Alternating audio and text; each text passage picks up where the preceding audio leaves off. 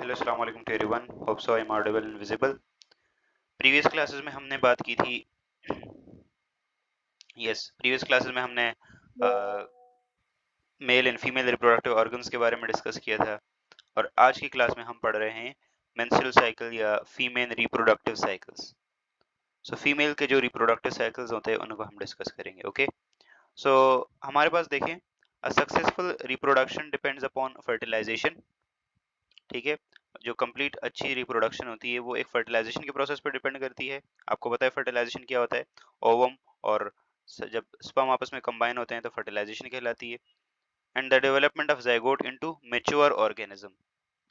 Fertilisation needs proper timing of release of gametes so that both sperm and यहाँ पे ovum आएगा are present about the same time। ठीक है, तो इसने ये बस इस वाली इसमें हमने इसने यही डिस्कस की है कि कंप्लीट फर्टिलाइजेशन के लिए, एक अच्छी रिप्रोडक्शन के लिए हमें फर्टिलाइजेशन की ज़रूरत होती है। वो फर्टिलाइजेशन जाइगोट में डेवलप होगा और जाइगोट अल्टीमेटली मैच्योर ऑर्गेनिज्म बनाएगा। ठीक है, और एक कंप्लीट फर्टिलाइजेशन को होने के लिए हमारे पास मेल और फीमेल गेमीट्स यानी स्पर्म और ओवम का एट अ टाइम प्रेजेंट होना लाजमी है, राइट। और इसी चीज़ को इंश्योर करने के लिए फिर फीमेल्स में क्या होते हैं? रिप्रोडक्टिव साइकिल्स आते हैं। अब यहाँ पे हमारे पास एक साइकिल होता है ओएस्ट्रस साइकिल और एक होता है ओवरीन साइकिल। जरा देखें ये क्या है। एक हो ओएस्ट्रस साइकिल। तो ओएस्ट्रस साइकिल क्या है? During the breeding season when egg mature hormonal secretion in the female. ठीक है, the initiate certain behavioural changes indicating their readiness for the mating and themenal is said to be heat the animal is said to be heat a period of sexual receptivity। ठीक है, for example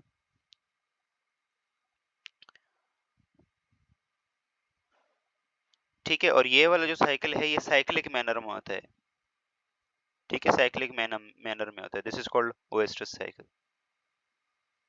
जैसे for example यहाँ देखें, ओएस्ट्रस cycle को यहाँ देखें आप लोग, तो it occur in non primates such as cow, sheeps, rats, deers, dogs and tigers. ठीक हो गया। तो जो ओएस्ट्रस साइकिल होता है हमारे पास, वो क्या होता है? वो वंस अ ईयर या twice a year, for example dog, जो गोट होती है उसमें ट्वाइस अ ईयर होता है। ठीक है, जो बफलो होती है उसमें वंस अ ईयर होता है। और ईयर के उसी पर्टिकुलर टाइप में वो रिसेप्टिविटी मतलब सेक्स करने के लिए रेडी रहती है। उसके आगे पीछे देयर इज नो, ऐसी कोई चीज नहीं होती। तो ओएस्ट्रस साइकिल जो है वो क्या होता है? ब्रीडिंग सीजन जैसे होता है ना, प्लांट्स में का ब्रीडिंग सीजन, या फिर हर एक चीज का एक ब्रीडिंग सीजन होता है, ह्यूमंस को छोड़ के या प्राइमेट्स को छोड़ के। प्राइमेट्स मतलब जैसे जिसमें ह्यूमंस आते हैं, चिंपैंजीज, बंदर, ये सब, ये प्राइमेट्स में आते हैं। तो ओएस्ट्रस साइकिल सब लोगों को क्लियर है? What is ओएस्ट्रस cycle?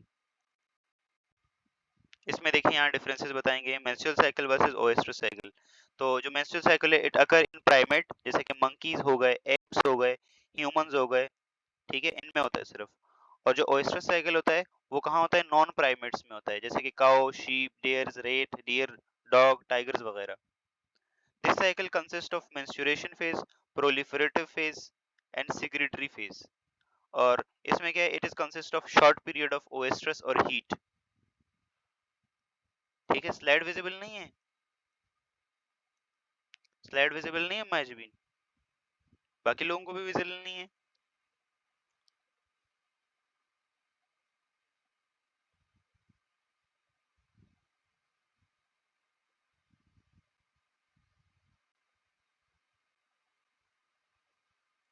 नाउ अब विजिबल है?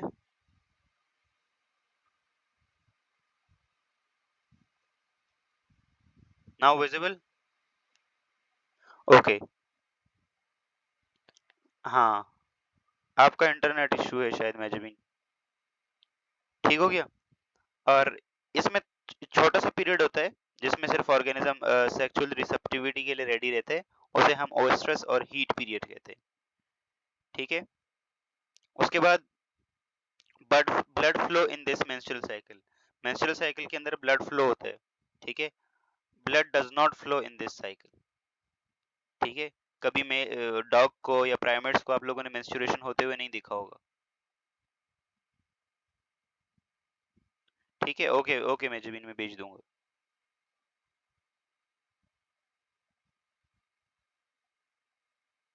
ठीक है, ओके। सो यहाँ पे मेंस्ट्रुअल साइकिल और ओएस्ट्रस साइकिल के बीच में अच्छे खासे डिफरेंसेस हैं, ये आप लोग देख लेना। बस मेनली जो मेंस्ट्रुअल साइकिल होता है वो हमारे पास कहाँ होता है, वो हमारे पास होता है हमारे पास प्राइमेट्स में, और ये नॉन प्राइमेट्स में होता है। तो यहाँ पे मेंस्ट्रुअल साइकिल या ओवरियन साइकिल और ओएस्ट्रस साइकिल का क्लियर है सब लोगों को? ओएस्ट्रस साइकिल का क्लियर है सब लोगों को? ओके। अब यहाँ पे एक और चीज, एक और एक हमारे पास है कि ovarian cycle versus menstrual cycle. तो देखें इसमें क्या है, पहले डेफिनेशंस को जरा देखें। तो ओवरियन साइकिल इज दैट जो हमारे पास ओवरीज में होता है, ठीक है, ओवरीज में जो हमारे पास एक फॉलिकल पूरा डेवलप होके पूरा वो बड़ा उस ओवम में कन्वर्ट होता है, this is entire, this is ovarian cycle. ठीक है, तो ovaries is the cycle that happens in the ovaries. Ovarian cycle is the cycle that happens in the ovaries. ठीक है, और menstrual cycle क्या है? Menstrual cycle is the cycle that happens in the uterus. ठीक हो गया? तो uterus का जो शर्ड ऑफ होके ब्लड निकलता है, दिस इज वो मेंस्ट्रुएशन में होता है। और ओवरियन ओवरी में क्या होता है? एग की डेवलपमेंट होती है, तो वो ओवरियन साइकिल। ठीक है, function release of hormones, follicle development and release of egg. ठीक है, तो रिलीज ऑफ हार्मोन जैसे एस्ट्रोजन प्रोजेस्टेरोन का रिलीज, और साथ में फॉलिकल के डेवलपमेंट और एग का रिलीज, ये ओवरियन साइकिल का पार्ट है। ठीक है, और मेंस्ट्रुअल साइकिल क्या है? The growth of endometrial tissue, blood and nutrient supply tissue. ठीक है, तो मेंस्ट्रुअल साइकिल में क्या होता है? जो यूट्रस की वॉल होती है ना, जो मायोमेट्रियम होती है, वो डेवलप होती है। ठीक है, उसमें ब्लड फ्लो अच्छा होता है, उसमें न्यूट्रिएंट्स अच्छे मिलते हैं। ठीक है, ताकि अगर जाइगोट फर्टिलाइजेशन होती है तो अच्छी इम्प्लांटेशन हो पाए। ठीक है, प्लेस, तो ये आपको डेफिनेटली पता है ओवरीज में होगा, और यूट्रस का जो जो मेंस्ट्रुअल साइकिल है वो डेफिनेटली यूट्रस में होगा। ठीक है, फेजेस, इसका फॉलिकुलर फेज होता है, प्री ओव्यूलेटरी फेज होता है, और ल्यूटल फेज होता है। और इसमें भी प्रोलिफरेटिव फेज होता है और सिक्रेटरी फेज होता है मेंस्ट्रुएशन में। यहाँ तक क्लियर है? प्रोलिफरेटिव फेज मतलब जिसमें जाइगोट ग्रो करेगा, और सिक्रेटरी फेज में जब वो बर्थ देगा। यहाँ तक क्लियर है सब लोगों को? The menstrual cycle is encompass the ovarian and the uterine cycle. ठीक है, the ovarian cycle describe changes that occur in the follicle of the ovary, where the uterine cycle describe the changes that जो कि uterus में होते हैं। ठीक है, तो होप से यहाँ तक ये सारे साइकिल आप लोगों को क्लियर हो गए होंगे। फेजेस, फेजेस, मेंस्ट्रुअल साइकिल के जो फेजेस हैं वो फॉलिक्यूलर फेज है, ठीक है, प्री ओव्यूलेटरी फेज है, और ल्यूटल फेज है। ठीक है, जबकि मेंस्ट्रुएशन में प्रोलिफरेटिव और secretary.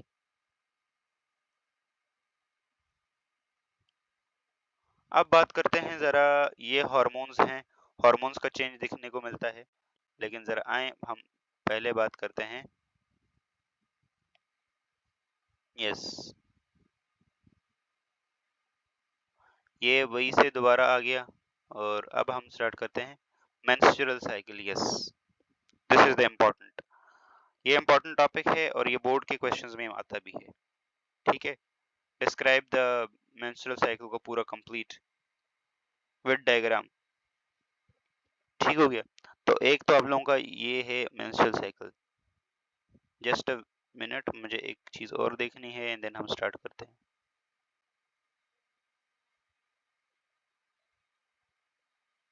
Okay okay okay okay,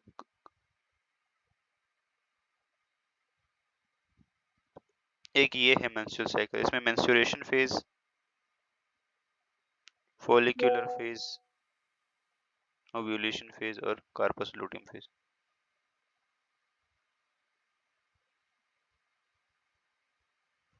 okay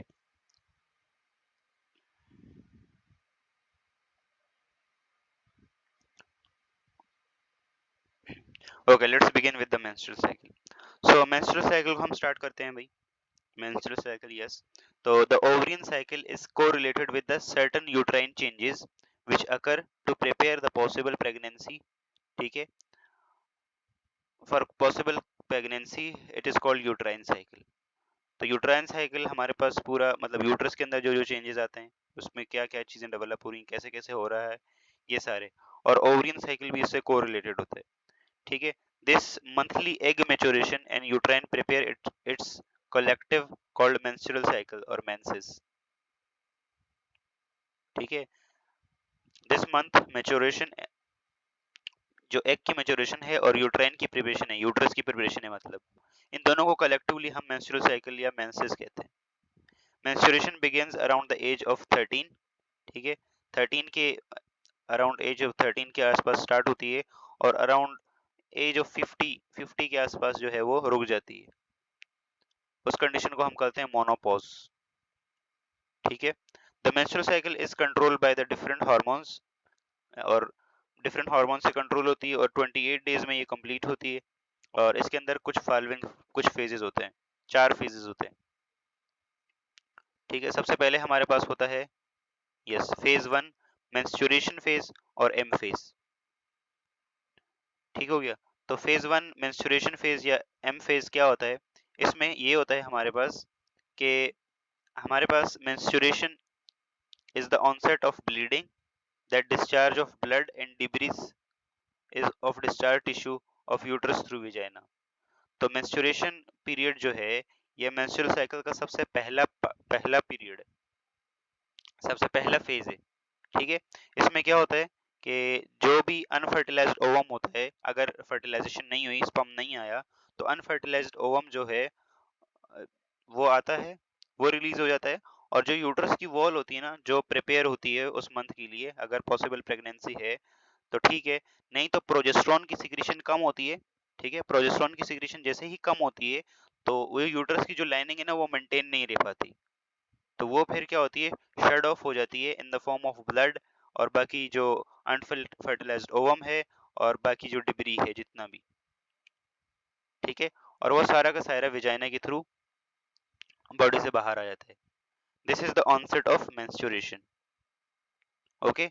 और ये फेज जो है वो तकरीबन 1 दिन से लेके 5 दिन तक लास्ट कर सकता है, 1 to 5 डेज तक, ठीक हो गया। टाइम ऑफ अकरेंस देखें तो menstruation takes place when the body becomes chemically aware that no fertilization और pregnancy has conserved have occurred, ठीक है, फॉलोइंग द ओव्यूलेशन। मैकेनिज्म मतलब ये कैसे काम करती है, तो देखो, जब प्रोजेस्टेरोन की सिक्रीशन कम होती है ना, एक चीज होती है कार्पस लूटियम, अभी लास्ट फेज जो है ना वो उसका कार्पस लूटियम फेज ही है। कार्पस लूटियम फेज में क्या होता है कि इसकी सिक्रीशन ना, ये कार्पस लूटियम एक बॉडी होती है जो प्रोजेस्टेरोन रिलीज करती है, ये ओवरी के अंदर होती है। तो क्या होता है कि ये कार्पस लूटियम क्या करता है, अपना प्रोजेस्टेरोन की सिक्रीशन रोक देता है। अब आपको पता है जो यूट्रस की वॉल को जो मेंटेन करके रखता है, जो spongy vascularised spongy internal lining होती है यूट्रस की, उसको कौन मेंटेन करके रखता है, प्रोजेस्टेरोन। अब प्रोजेस्टेरोन की सिक्रीशन इसने रोक दी, जब प्रोजेस्टेरोन की सिक्रीशन इसने रोक दी होगी ना, तो जो एंडोमेट्रियम होता है वो ब्रेक हो जाता है और start flowing along with the blood out of the vagina in the form of menstruation flow, ठीक हो गया। यहाँ तक क्लियर है सब लोगों को, एम फेज या मेंस्ट्रुएशन फेज या फेज 1, ठीक है। सिंपल फेज है, प्रोजेस्टेरोन की सिक्रीशन कम होगी, कार्पस लूटियम प्रोजेस्टेरोन की सिक्रीशन कम कर देगा, और फिर क्या होगा, जो हमारे पास अनफर्टिलाइज्ड ओवम है और जो एंडोमेट्रियम है, जो यूट्रस का एंडोमेट्रियम है, वो जो है वो शेड ऑफ हो जाएगा और मेंस्ट्रुएशन फ्लो की फॉर्म में विजाइना से बाहर आ जाएगा। This is the onset of menstruation, ठीक हो गया। Initiation, the first day of menstrual flow is taken as the beginning of menstrual cycle. तो पहला दिन होता है उसे हम बिगिनिंग कहते हैं मेंस्ट्रुअल साइकिल की। और टाइम ड्यूरेशन इसका जो होता है ना वो तकरीबन 1 से लेके 5 दिन तक लास्ट करते हैं, ठीक है, 1 to 5 डेज। बाकी किसी किसी के लिए डिफरेंट हो सकता है, मतलब 1-2 दिन आगे पीछे कम ज्यादा हो सकता है ये। तो यहाँ देखिए मेंस्ट्रुएशन फ्लो में आप लोगों को नजर आ रहा होगा, ये ब्लड आ रहा है विजाइना की through, you can see guys, ठीक हो गया। मेंस्ट्रुएशन फेज या एम फेज सब लोगों को क्लियर है, ओके। दूसरा फेज है इसका follicular phase. Follicular phase perhaps थोड़ा बड़ा फेज होता है, ठीक है। डे 16 से लेके डे 14 तक ये चलता है, 13 या 14 तक चलता है ये, ठीक है। डे 16 से डे 6 से लेके डे 13 टू 14 तक चलता है ये फेज, ठीक हो गया। अब देखें इसमें क्या होता है। इसमें हमारे पास अब देखें ये होगा कि जो फेज 2 है this is called follicular phase. तो फॉलिक्यूलर फेज में क्या होगा, हमारे पास this phase start after the menstruation end and with the release of ovum, ठीक है। इसका टाइम ड्यूरेशन क्या है, डे 7 और डे 6 से लेकर डे 12 तक, ठीक है। ये भी है, कुछ जगह 13 14 भी है, ठीक है। तो डे 6 से 12 देख ले। अब इसमें क्या होता है फॉलिकुलर फेज में, जैसे नाम से ही क्लियर है, जो पिट्यूटरी की इंटीरियर पिट्यूटरी लोब है वो क्या रिलीज करेगी, एफएसएच, ठीक है। एफएसएच, एफएसएच क्या है, फॉलिकुलर स्टिमुलेटिंग हार्मोन, ठीक है। जब फॉलिकुलर स्टिमुलेटिंग हार्मोन आएगा तो ये देखें आप लोगों के पास, आप लोगों को ये वाला स्ट्रक्चर नजर आ रहा होगा, दिस इज प्राइमोडियल फॉलिकल, ठीक है। तो ये आएगा इन ये जो प्राइमरी फॉलिकल्स हैं, ठीक है। ये देखो प्राइमरी फॉलिकल्स, ये फिर प्राइमोडियल फॉलिकल, फिर आगे चलते चलते देखो इसकी ग्रोथ हो रही है। तो ये जो फॉलिकल की डेवलपमेंट है ना, ये कौन करवाएगा, ये एफएसएच करवाएगा। और ये कौन से पीरियड में होगा, ये फॉलिक्यूलर स्टेज में होगा या फॉलिक्यूलर फेज में होगा।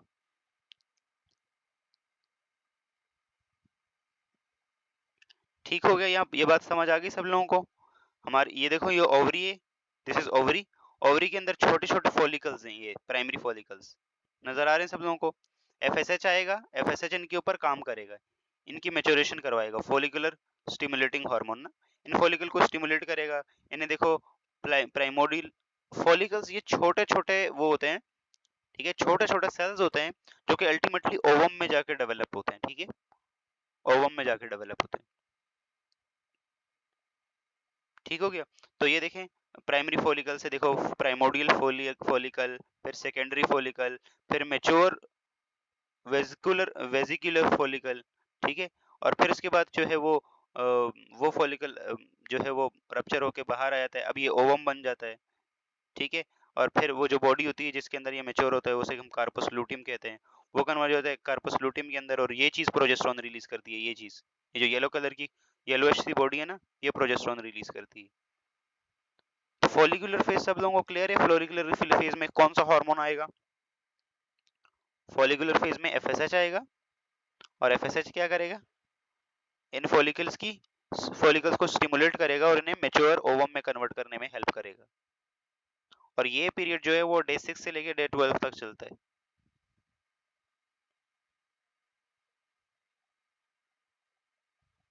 ठीक हो गया, सब लोगों को क्लियर है यहाँ तक, ये वाला पीरियड फॉलिकुलर फेज। अब यहाँ इस वाली स्लाइड में देखें जरा, development of follicle, this stage stimulate the development of many follicles in the ovary, ठीक है, ओनली वन। अच्छा, ये जो एफएसएच होता है ना वो बहुत सारे फॉलिकल्स की वो करता है, ठीक है। गुलाम दस्तगीर मिनट, जस्ट अ मिनट, हम जब उस फेज पे आएंगे ना तो उसमें मैं बताऊंगा कि कैसे मैच्योर होता है, ठीक है। तो डेवलपमेंट ऑफ फॉलिकल्स जो है, the stage stimulates the development of many follicles in the ovary, but लेकिन यहाँ पे एक ही फॉलिकल मैच्योर होता है। देखो एफएसएच आएगा वो बहुत सारे फॉलिकल्स को स्टिमुलेट करेगा, लेकिन एक ही फॉलिकल ऐसा होगा जो कि मैच्योर एग में प्रोड्यूस मतलब वो कन्वर्ट होगा। और उस एक फॉलिकल को जो मैच्योर एग में कन्वर्ट होगा या मैच्योर ओवम में कन्वर्ट होगा उसे हम कहते हैं ग्रेफिन फॉलिकल। क्या कहते हैं हम, ग्रेफिन फॉलिकल। और बाकी जो फॉलिकल्स हैं जिनके ऊपर प्रोजेस्टेरोन एफएसएच ने काम किए लेकिन वो मैच्योर इतने नहीं हुए, तो वो अल्टीमेटली डीजेनरेट हो जाएंगे, ठीक है, वो डीजेनरेट हो जाएंगे, ठीक है। Initiation, this process is initiated bye FSH, follicular stimulating hormone, बता दिया आप लोगों को, जो कि कहाँ से रिलीज होता है, पिट्यूटरी से। FSH stimulate the ovary to produce hormone of its own called as oestrogen. तो यस, एफएसएच क्या करवाएगा, एक तो एस्ट्रोजन को भी प्रोड्यूस करवाएगा और दूसरा ये फॉलिकल की डेवलपमेंट भी करवाएगा, ठीक हो गया। और एस्ट्रोजन क्या करेगा आप लोगों को पता है, फंक्शन ऑफ एस्ट्रोजन देखो लिखे हुए, तो oestrogen affect the pituitary on the other hand to inhibit the secretion of FSH and the अच्छा, एस्ट्रोजन जो है वो एक तो एफएसएच के लिए नेगेटिव फीडबैक के तौर पे काम करेगा। जैसे ही एफएसएच सफिशिएंटली रिलीज हो गया ना, तो ये एस्ट्रोजन को रिलीज करवाएगा। अब एस्ट्रोजन ब्लड में आएगा और वो जाके पिट्यूटरी को इनहिबिट कर देगा, वो बोल देगा सफिशिएंट एफएसएच आ गया, अब दैट्स इट, इतना काफी है। और साथ साथ में क्या है, एंड दूसरे एंड पे जो थिकनिंग होती है, यूट्रस वॉल की जो थिकनिंग होगी, उसको भी एफएसएच सॉरी एस्ट्रोजन करवाएगा।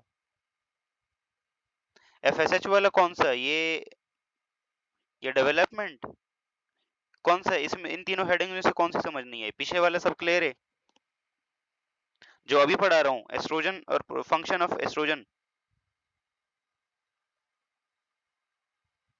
ओके, देखो हमारे पास, देखो ऊपर वाली दोनों हेडिंग क्लियर है ना, कि जो एक एफएसएच एक फॉलिकल को जो है वो मैच्योर ओवम में कन्वर्ट कराएगा, उसे हम ग्रेफिन फॉलिकल कहते हैं।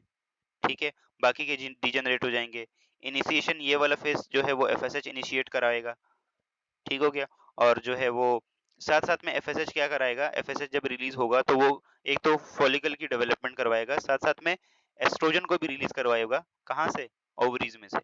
अब ये एस्ट्रोजन क्या करेगा, जो थिकनिंग होती है ना, थिकनिंग यूट्रस वॉल की जो थिकनिंग होती है, जो एंडोमेट्रियम और मायोमेट्रियम की थिकनिंग होती है, एक तो ये करवाएगा एस्ट्रोजन आके। ठीक है, एस्ट्रोजन आके ये करवाएगा। और दूसरे नंबर पे अब एफएसएच को भी स्टॉप भी तो करना है, वरना ये तो ता कयामत तक रिलीज होता रहेगा। तो ओवरीज जो एस्ट्रोजन रिलीज करती हैं, वो जाके नेगेटिवली इनहिबिट करती हैं। ठीक है, नेगेटिव फीडबैक के थ्रू, कि भाई अब सफिशिएंट एफएसएच आ गया है, अब बस कर दो। ठीक है, तो वो फिर पिट्यूटरी ग्लैंड एफएसएच की रिलीज को स्टॉप कर देगा। अब समझ आया? सिंपल है। एफएसएच आया, एफएसएच ने दो काम किए, एक तो फॉलिकल की डेवलपमेंट, दूसरा एस्ट्रोजन का रिलीज। एस्ट्रोजन का रिलीज, अब ये एस्ट्रोजन क्या करेगा, ये दो काम करेगा। ये एस्ट्रोजन एक तो यूट्रस वॉल की थिकनिंग कराएगा, और दूसरा एफएसएच को नेगेटिवली रेगुलेट करेगा, कि भाई बस अब और सिक्रीशन नहीं चाहिए एफएसएच की, बस दैट्स इट, यही बात है। तो ये है हमारे पास फॉलिकुलर फेज। बस फॉलिकुलर फेज में ज्यादा कुछ नहीं है। फॉलिकुलर फेज में हमारे पास फॉलिकल्स की डेवलपमेंट हो रही है, दैट्स इट। एंडोमेट्रियम, जो यूट्रस की हमने वॉल वो उसकी बात की थी ना, तीन लेयर्स थी, एंडोमेट्रियम, मायोमेट्रियम और एक्सोमेट्रियम या एक्टोमेट्रियम। ये तीन लेयर्स होती हैं यूट्रस की। ठीक है, कल आपने क्लास नहीं ली थी मुहादिसा शायद। तीसरा फेज इसका है ओव्यूलेशन फेज। मेंस्ट्रुअल साइकिल का तीसरा फेज इज ओव्यूलेशन फेज। इसका जो ड्यूरेशन होता है ना, वो डे 13 से लेके डे 15 तक होता है। डे 13 से लेके डे 15 तक होता है। ये मेंस्ट्रुअल साइकिल का सबसे छोटा पीरियड होता है, सबसे छोटा साइकिल होता है। और इसमें क्या होता है कि जो ओवम है ना, जो मैच्योर एग होता है, वो ओवरी में से रिलीज होके कहाँ आ जाता है? यहाँ देखें, यहाँ आप लोग देखें, ये छोटे छोटे फॉलिकल नजर आ रहे हैं। ये देखो डेवलपमेंट हुई हुई होते होते होते, ठीक है, होते होते देखो यहाँ तक आया। अब ये मेच्योर ओवम बन गया ऑलमोस्ट। अब इसके बाद देखो आगे ये एक बॉडी बॉडी सी आ गई, जिसके अंदर से देखो ओवम रिलीज हो गया। ठीक है, तो वो प्रोसेस जिसमें हमारे पास ये जो मेच्योर ओवम, जो अब मेच्योर एग बना है, वो इसमें से रिलीज हो जाए। ठीक है, और ओविडक्ट में आ जाए, तो इस प्रोसेस को हम कहते हैं ओव्यूलेशन। ओवम का, मेच्योर ओवम का ओवरी में से निकल के ओविडक्ट में आ जाना या फ्लोपियन ट्यूब में आ जाना, this process is called ovulation. Got it? यहाँ तक क्लियर सब लोगों को? यहाँ देखें, यहाँ पे देखें, ये देखें ओव्यूलेशन होके ओवम ओवरी से बाहर आ गया। ठीक हो गया। अब इसको कराता कौन है भाई, तो इस चीज को देख लेते हैं जरा। फ्लोपियन ट्यूब कौन सी है? ये जो लंबी सी ट्यूब नजर आ रही है ना, ये दिस इज फ्लोपियन ट्यूब या ओविडक्ट। मोहदी आपने कल क्लास नहीं ली, इसका मतलब है। ओके, टाइम ड्यूरेशन तो डे 13 से डे 15 सिर्फ 2 दिन का होता है ओव्यूलेशन फेज, ठीक हो गया। और this stage initiated by the increase LH, ठीक है। तो इसकी सिक्रीशन को कौन करता है? एलएच। एलएच इज लूटनाइजिंग हार्मोन, ये भी पिट्यूटरी से रिलीज होता है। और उस वक्त आप लोगों को बताया था कि पिट्यूटरी से जो हार्मोन रिलीज होता है तो ये जाके ओव्यूलेशन करवाता है। तो ये जो प्रोसेस है कि ओवम जो है वो ओवरी में से निकल के फ्लोपियन ट्यूब में आ जाता है, this process is initiated by luteinizing hormone और LH. Release of mature ovum, तो during this period the Graafian follicle, जो ग्रेफिन फॉलिकल होता है, जो मैच्योर फॉलिकल होता है, वो ओवरी में रप्चर होता है और उसमें से ओवम कहाँ आ जाता है? रप्चर होके ओविडक्ट में आ जाता है, ठीक है। बस दैट्स इट, ये है ओव्यूलेशन का फेज। ओव्यूलेशन सब लोगों को क्लियर है? Any confusion? कोई कंफ्यूजन यहाँ तक? ये देखिए, ये ग्रेफिन फॉलिकल, मैच्योर फॉलिकल, उसके बाद देखो ये रप्चर हुआ, रप्चर होके ये ओवम जो है आप लोगों का ओविडक्ट में आ गया और बाकी जो है वो पीछे चीजें बाकी रह गई।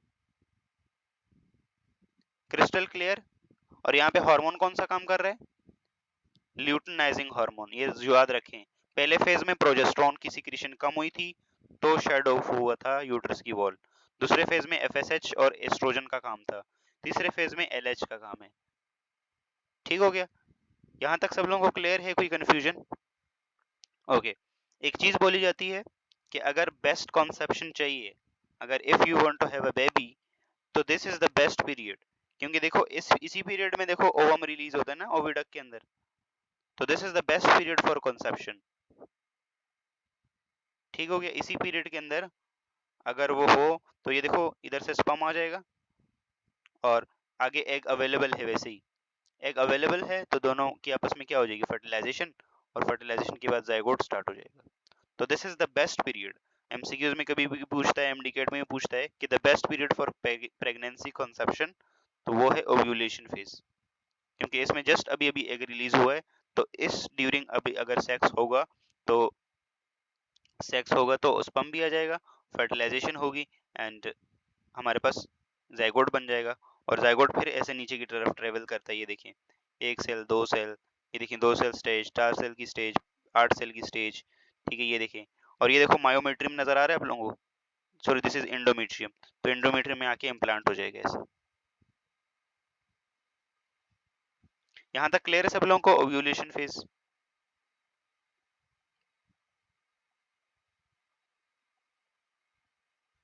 ओव्यूलेशन के कुछ सिम्टम्स होते हैं, या तो आप ओव्यूलेशन का पीरियड अगर आप लोगों ने देखना है तो you can count from the onset of menstruation, तो जब डे 13-15 आता है तो it will be ovulation phase. या फिर ओव्यूलेशन के जो है वो और भी सिम्टम्स होते हैं, for example female is ready for conception, body become heated and there are multiple symptoms। यहाँ तक क्लियर है सब लोगों को? इसके बाद लास्ट फेज है, this phase is corpus luteum phase, ठीक है। या सिंपली इसे हम लूटियल फेज भी कहते हैं, लूटियल फेज। इस फेज में क्या होता है? ये सबसे लॉन्गेस्ट फेज होता है, ठीक है, मेंस्ट्रुअल साइकिल का। ये डे 16 से लेके डे 28 तक चलता है। तो this phase is the longest period of menstrual cycle and last about 12 to 14 days। 12 to 14 days तक ये रहता है, सबसे लंबा पीरियड है ये। अब जरा देखें कि कार्पस लूटियम फेज में होता क्या है। तो कार्पस लूटियम फेज जो होता है ना, उसमें हमारे पास क्या होता है? ये देखें, आप लोगों को नजर आ रहा होगा यहाँ पे, ये फॉलिकल्स देखो मैच्योर हो रहे हैं, मैच्योर हो रहे हैं, मैच्योर हो रहे हैं। ये देखो ग्रेफिन फॉलिकल, उसके बाद देखो ये रप्चर हुआ, ओवम बाहर आ गया, और ये देखो ये एम्प्टी फॉलिकल बच गया, एम्प्टी फॉलिकल।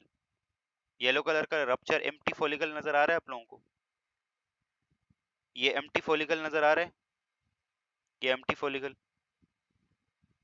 नजर आ रहा है सब लोगों को? ये एम्प्टी फॉलिकल अब एक बॉडी में कन्वर्ट होगा जिसे हम कहते हैं corpus luteum. Yellowish C body में कन्वर्ट होता है, this is called corpus luteum,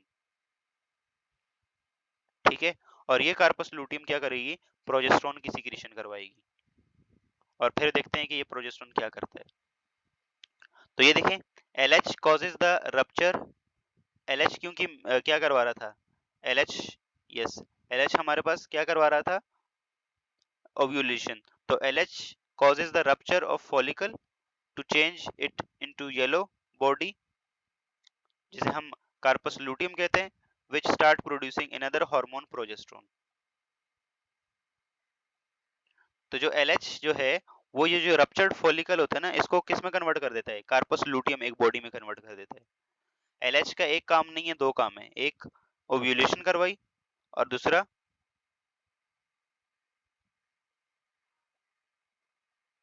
ठीक है, और इसके बाद हमारे पास क्या होगा कि जो कार्पस लूटियम है उसको मैच्योर होने में हेल्प करेगा और कार्पस लूटियम बनेगा। और तो कार्पस लूटियम एक योलेश बॉडी है, वो क्या करेगी, वो प्रोजेस्टेरोन रिलीज करेगी।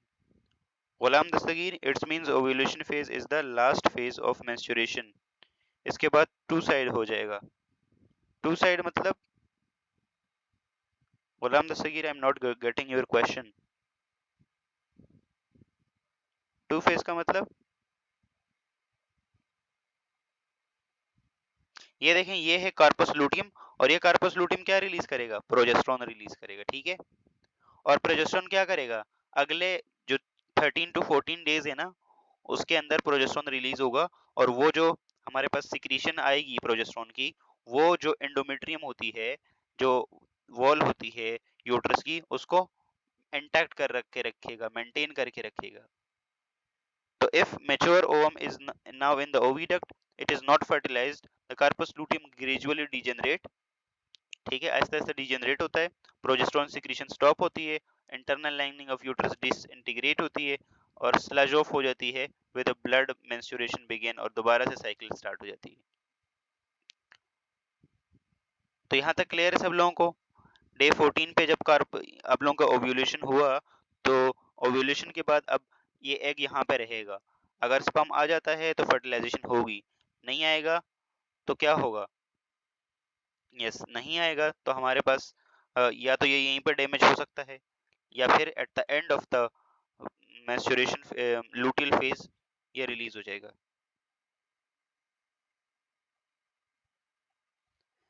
जी जी गुलाम दस्तगीर, ऐसे ही है, या तो फर्टिलाइजेशन होगी, ठीक है, या फिर फर्टिलाइजेशन नहीं हुई तो फिर ब्लीडिंग और दोबारा से मेंस्ट्रुअल साइकिल स्टार्ट हो जाएगी। ठीक हो गया। और ये जो कार्पस लूटियम है ये क्या रिलीज करेगा, फज्यूम करो डे 14 पे ओव्यूलेशन हुई और हमारे पास कार्पस लूटियम भी बना, ये प्रोजेस्टेरोन रिलीज करेगा और ये जो यूट्रस की जो वॉल है ना, इनर वॉल, ये जो इसको मेंटेन करके रखेगा अगले 12 13 14 दिनों तक, ठीक है। और एग यहाँ पे इंतजार करेगा स्पर्म का, अगर आ गया तो वेल एंड गुड, फर्टिलाइजेशन हो जाएगी, नहीं आया तो यहाँ से फिर हो सकता है एक दो दिन में यही डैमेज हो जाए, हो सकता है थोड़ा टाइम तक रहे फिर डैमेज हो जाए, ठीक है। लेकिन बाद में फिर ना कॉन्सेप्शन के चांसेस कम होते हैं। ओव्यूलेशन के जो जस्ट स्टार्टिंग के 3 4 दिन होते हैं ना, उसमें बेस्ट बेस्ट कॉन्सेप्शन पॉसिबल है, ठीक है। उसके बाद डे 28 पे जैसे ही लूटियम फेज खत्म होता है, लूटियल फेज खत्म होता है, तो जो ये कार्पस लूटियम होता है ये भी डिसइंटीग्रेट हो जाता है, खत्म हो जाता है। ये जब डिसइंटीग्रेट खत्म हो जाएगा तो ये क्या प्रोजेस्टेरोन रिलीज करेगा, आंसर है नहीं।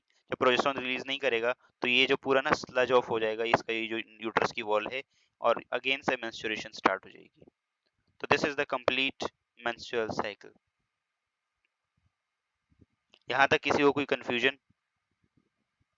ये देखें, आप लोगों को नजर आ रहा होगा, pre menstrual, menstrual, post menstrual, ठीक है, पूरा मतलब यूट्रस की पूरी वो बताइए, एंडोमेट्रियम कितनी मतलब कितनी थिक और थिक थिन बनती जाती है।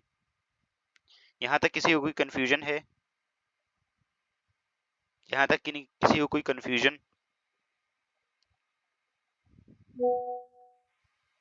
Any confusion up to this?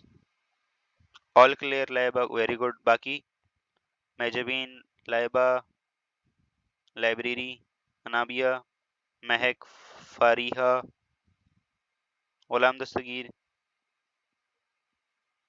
ये हार्मोन्स का भी कंट्रोल है इसके ऊपर पूरा, 3 4 हार्मोन्स हमने हर एक फेज के अंदर देखे, वो भी देखने हैं, लेकिन वो अब इंशाल्लाह नेक्स्ट क्लास में देखेंगे। कार्पस लूटियम, कार्पस लूटियम समझ नहीं आया। कार्पस लूटियम जो होता है ना, यस, कार्पस लूटियम जो होता है वो प्रोजेस्टेरोन रिलीज करता है। वो जो रप्चर्ड फॉलिकल होता है ना, वही एलएच उसको मैच्योर एक दूसरी येलोइश बॉडी में कन्वर्ट कर देगा, जिसे हम कार्पस लूटियम कहते हैं, ठीक है। और कार्पस लूटियम प्रोजेस्टेरोन रिलीज करेगा, और प्रोजेस्टेरोन जाके जो यूट्रस की वॉल है उसको मेंटेन करके रखेगा। This is corpus luteum. ये देखो, ये प्रोजेस्टेरोन रिलीज करेगा जो कि यूट्रस की वॉल को थिक करने में मदद करेगा और साथ में मेंटेन करने में मदद करेगा। चारों फेजेस के हार्मोन लिख दें। ओके, देखो हमारे पास सबसे पहला जो मेंस्ट्रुएशन फेज है उसमें प्रोजेस्टेरोन की सिक्रीशन कम हुई थी, ठीक है। तो प्रोजेस्टेरोन ये मेंस्ट्रुएशन फेज में है। Number 2, ovulation phase, sorry follicular phase. Follicular phase में दो हार्मोन थे, एक एफएसएच और एक एस्ट्रोजन, ठीक है, एस्ट्रोजन। फिर तीसरा फेज था ओव्यूलेशन फेज। ओव्यूलेशन में एक हार्मोन था एलएच, लुटनाइजिंग हार्मोन। और चौथा फेज जो कार्पस लुटियल फेज है उसमें अगेन से प्रोजेस्टेरोन की सिक्रीशन बढ़ी थी, और एट द एंड प्रोजेस्टेरोन की सिक्रीशन कम हो जाएगी और दोबारा से स्टार्ट हो जाएगा।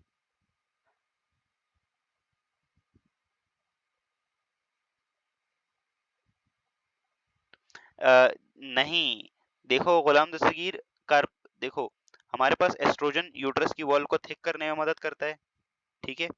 यहाँ देखो, इस वाली स्लाइड में देखो, तो ये देखो, ये मेंस्ट्रुएशन फेज है। मेंस्ट्रुएशन फेज में देखो यूट्रस की वॉल कितनी थिन हो गई है, ठीक है। अब हमारे पास एस्ट्रोजन इसको थोड़ा सा थिक करेगा, ठीक है। अब इस थिकनेस को पूरा मेंटेन करके रखना, इस थिकनेस को कौन पूरा मेंटेन करके रखेगा? तो इस थिकनेस को मेंटेन करने के रखने के लिए हमारे पास कार्पस लूटियम ये काम करेगा, ठीक है। अब इस थिकनेस को मेंटेन करके रखा, ठीक है। अब फर्टिलाइजेशन प्रोजेस्टेरोन पर डिपेंड नहीं करती, उधर से स्पर्म आया, फर्टिलाइजेशन हुई, तो अब जो है वो क्या होगा, अब जाइगोट बन गया। तो अब देखो प्रोजेस्टेरोन ने ऑलरेडी उसके लिए ना, अज्यूम करो कि लिहाफ रखा हुआ है, मतलब बिस्तर बिछाया हुआ है कि आज हो भाई आप सो जाओ यहाँ, ठीक है। तो प्रोजेस्टेरोन प्रोजेस्टेरोन ने उसको मेंटेन करके रखा हुआ है, ठीक है। तो प्रॉपर मेंटेन करके रखा हुआ है इसको, तो इसका काम सिर्फ मेंटेन करके रखना है इसको, बस ये मेंटेन है। उधर से अगर फर्टिलाइजेशन हो गई तो आके इम्प्लांट हो जाएगा इसके अंदर, नहीं होगी तो कार्पस लूटियम प्रोजेस्टेरोन की सिक्रीशन स्टॉप कर देगा। जब स्टॉप कर देगा तो ये दोबारा से शट ऑफ हो जाएगी।